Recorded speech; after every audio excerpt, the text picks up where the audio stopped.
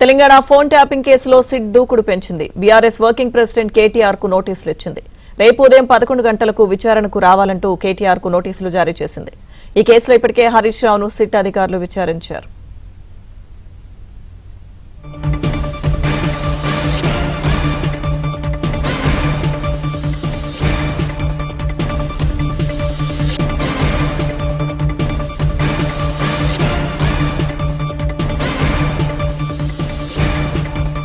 Telangana phone tapping కేసులో SIT దూకుడు పెంచింది. బీఆర్ఎస్ వర్కింగ్ ప్రెసిడెంట్ కేటీఆర్ కు నోటీసులు ఇచ్చింది.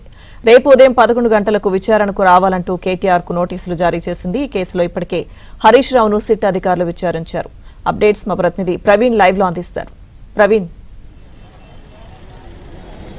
ఫోన్ ట్యాపింగ్ కేసులో సిట్ దూకుడు పెంచిందని చెప్పాలి. ఎందుకంటే ఈ కేసులో ఇప్పటికే హరీష్ రావును విచారించిన తర్వాత 2 రోజుల గడువు ముందే ఇప్పుడు కేటీఆర్ కూడా నోటీసులు జారీ చేశారు. 160 సిఆర్పిసి కింద నోటీసులు ఇచ్చారు.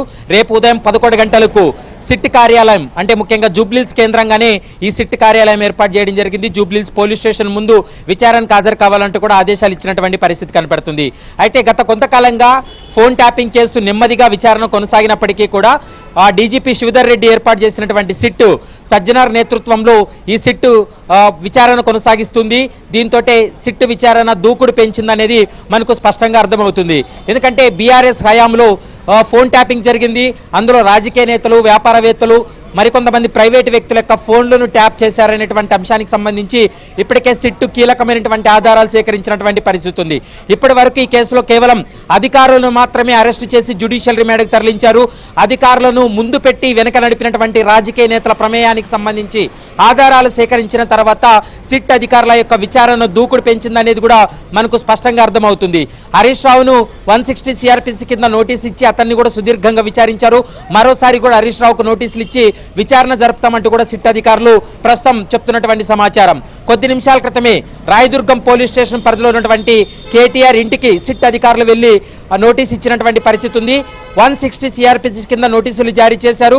రేపు ఉదయం 11 గంటలకు కేటీఆర్ విచారణకు హాజరైన తర్వాత కేటీఆర్ కూడా సుదీర్ఘంగా విచారణ జరిపేటువంటి అవకాశాలు అయితే స్పష్టంగా కనిపిస్తున్నాయి. ఎందుకంటే బీఆర్ఎస్ ప్రభుత్వంలో ఎస్ఐబి చీఫ్గా ఉన్నటువంటి ప్రభాకర్ రావు కావచ్చు, మరోవైపు ఎస్ఐబిలో పనిచేసినటువంటి డిఎస్పీ ప్రణీత్ రావు, అడిషనల్ ఎస్పీలుగా ఉన్నటువంటి తిరుపతన్న, వీరందరూ కలిసి రాజకీయ నేతలకు సంబంధించినటువంటి ఫోన్లు ట్యాప్ చేయించారు. అది కూడా బీఆర్ఎస్లో ఉన్నటువంటి కీలక నాయకుల ఆదేశాల మేరకే ఈ ఫోన్ ట్యాపింగ్ జరిగిందనేది ప్రస్తుతం సిట్ అయితే భావిస్తుంది. అందులో భాగంగానే కేటీఆర్ కూడా నోటీసులు జారీ చేసినటువంటి సందర్భం కనపడుతుంది. మరి రేపు విచారణలో కేటీఆర్ వ్యక్తిగతంగా విచారణకు హాజరవుతారా లేదా అనేది మాత్రం మరికొద్దిసేపట్లో క్లారిటీ వచ్చేటువంటి అవకాశాలు అయితే స్పష్టంగా కనిపిస్తున్నాయి. ప్రస్తుతం సిట్ అధికారులు అయితే మాత్రం రేపు 11 గంటలకు వ్యక్తిగతంగా విచారణకు హాజరు కావాలంటూ కూడా ప్రస్తుతం అయితే మాత్రం నోటీసులో కూడా పేర్కొన్నటువంటి పరిస్థితి కూడా కనపడుతుంది. మరి రేపు ఎలాంటి పరిణామాలు చోటు చేసుకోబోతున్నాయి అనేది మాత్రం చూడాలి.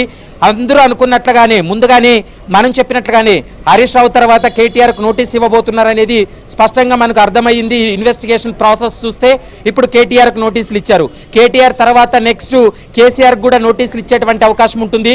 ఎందుకంటే అప్పటి సీఎంగా ఉన్నటువంటి కేసీఆర్కు ఫోన్ ట్యాపింగ్ వ్యవహారానికి సంబంధించి పూర్తి సమాచారం అతనికి నాలెడ్జ్లో ఉంటుందనేది సిట్ భావిస్తుంది. ఇంటెలిజెన్స్ చీఫ్ కానీ సిట్ చీఫ్ కానీ ఖచ్చితంగా ప్రతిరోజు సీఎంకు రిపోర్ట్ చేస్తూ ఉంటారు.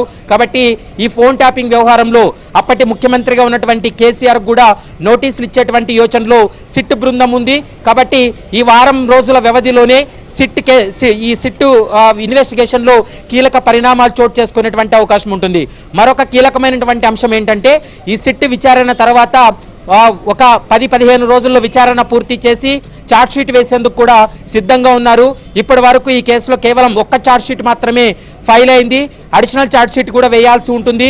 ఎందుకంటే ప్రభాకర్ రావు అమెరికా నుండి ఇండియాకు వచ్చిన తర్వాత ఇప్పటి వరకు ఛార్జ్షీట్ ఫైల్ చేయలేదు. కాబట్టి ఈ బీఆర్ఎస్కి సంబంధించినటువంటి నాయకుల అగ్రనేతల యొక్క విచారణ ముగిసిన తర్వాత ఈ కేసులో మరొక కీలక పరిణామాలు చోటు చేసుకునే అవకాశం ఉంటుంది. మరికొంతమందిని ఈ కేసులో అరెస్టులు కూడా చేసేటువంటి అవకాశాలు ఉన్నాయి. ఒక వారం 10 రోజుల్లో ఈ కేసు విచారణ ముగించిన తర్వాత అడిషనల్ ఛార్జ్షీట్ ఫైల్ చేసేటువంటి అవకాశాలు అయితే స్పష్టంగా కనిపిస్తున్నాయి. కాబట్టి ఈ కేసులో అయితే మాత్రం రోజువారీ విచారణ సిట్టు జరుపుతుంది. జూబ్లీహిల్స్ పోలీస్ స్టేషన్ కేంద్రంగా ఈ సిట్ విచారణ కొనసాగుతున్నటువంటి పరిస్థితి ఉంది. ఇప్పటికే దాదాపు 278 మంది వాంగ్మూలాలు నమోదు చేశారు. ఈ 278 మంది యొక్క వాంగ్మూలాలు కూడా వాళ్ళను సాక్షులుగా పెట్టబోతున్నారు. మరికొంతమంది సాక్షులను కూడా ఇప్పటికే సిట్ బృందం ఐడెంటిఫై చేసింది. వారికి కూడా నోటీసులు ఇచ్చి వారి యొక్క వాంగ్మూలాలన్నీ కూడా నమోదు చేసిన తర్వాత ఈ కేసులో ఛార్జ్ షీట్ ఫైల్ చేసేందుకు కూడా సిట్ అధికారులు అయితే మాత్రం పూర్తి స్థాయిలో సన్నద్ధమయ్యారనేది మనకు స్పష్టంగా అర్థమవుతుంది. Right, thank you.